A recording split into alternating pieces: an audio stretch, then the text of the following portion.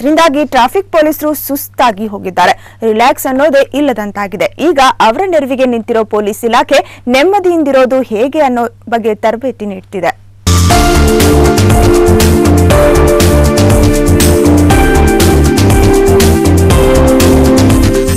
ಬಿಸಿಲು ಮಳೆ ಎನ್ನದೆ ಟ್ರಾಫಿಕ್ ಸಮಸ್ಯೆ ಬಗೆಹರಿಸೋದ್ರಲ್ಲೇ ಬ್ಯುಸಿ ಆಗಿರೋ ಟ್ರಾಫಿಕ್ ಪೊಲೀಸರಿಗೆ ರಿಲ್ಯಾಕ್ಸ್ ಅನ್ನೋದೇ ಇಲ್ಲ.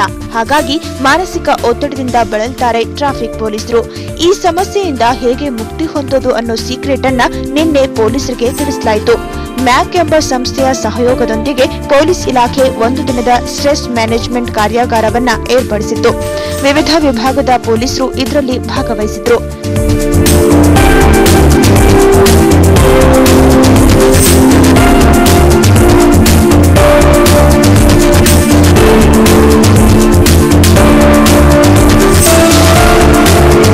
ಸಬ್ ಇನ್ಸ್ಪೆಕ್ಟರ್ಸ್ ಮತ್ತು ASIs ಲಾಂಗ್ ಅವರ್ಸ್ ಅವತ್ತು ಬೆಳಿಗ್ಗೆ ಇಂದ ಸಂಜೆವರೆಗೆ ಕೆಲಸ ಮಾಡಬೇಕು. ಆಫೀಸರ್ಸ್ ಇರೋದ್ರಿಂದ ಅವರಿಗೆ ಟೆನ್ಷನ್ ಜಾಸ್ತಿ ಇರ್ತದೆ. ಪರ್ಟಿಕ್ಯುಲರ್ಲಿ ಪಬ್ಲಿಕ್ ಜೊತೆಗೆ ಡೀಲ್ ಮಾಡುವಾಗ ಆರ್ಗ್ಯುಮೆಂಟ್ಸು ಮತ್ತು ಕೌಂಟರ್ ಆರ್ಗ್ಯುಮೆಂಟ್ಸ್ ಎಲ್ಲ ಏನಿರ್ತದೆ ಅದನ್ನು ತುಂಬಾ ಟೆನ್ಷನ್ ಇರ್ತದೆ ಅವರಿಗೆ. ಮತ್ತು ಮೆನಿ ಟೈಮ್ಸ್ ಟ್ರಾಫಿಕ್ ಹೆವಿ ಇರುವಾಗ ಟ್ರಾಫಿಕ್ ಕ್ಲಿಯರ್ ಮಾಡೋದು ಸಹ ಒಂದು ಟೆನ್ಸ್ಡ್ ಜಾಬ್. ಸಿಬ್ಬಂದಿ ಮೂವ್ಮೆಂಟ್ ಎಕ್ಸರ್ಸೈಸ್, ಉಸಿರಾಟದ ಪದ್ಧತಿ, ಕೆಲ ಸಿಂಪಲ್ ವ್ಯಾಯಾಮಗಳನ್ನ ಹೇಳಿಕೊಡಲಾಯಿತು. ಇದರ ಜೊತೆಗೆ ಸಣ್ಣ ಪುಟ್ಟ ಆಟಗಳು ಹಾಗೂ ಡೆಮೋ ಮೂಲಕ ಒತ್ತಡ ಕಡಿಮೆ ಮಾಡಿಕೊಳ್ಳೋದು ಹೇಗೆ ಅನ್ನೋದನ್ನ ತೋರಿಸಿಕೊಡಲಾಯಿತು.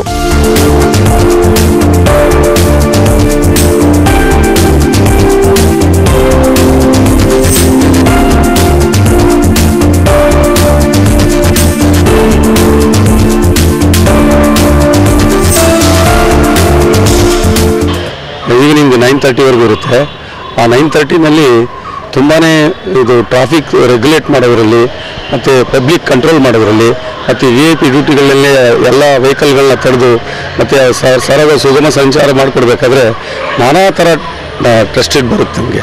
ಅದನ್ನು ನಾವು ನಮ್ಮ ಮನಸ್ಸನ್ನ ಕಂಟ್ರೋಲ್ ಮಾಡಿಕೊಂಡು ನಾವೆಷ್ಟು ತಾಳ್ಮೆಯಿಂದ ವರ್ತಿಸ್ತೀವೋ ಅಷ್ಟು ಅನುಕೂಲ ಆಗುತ್ತೆ.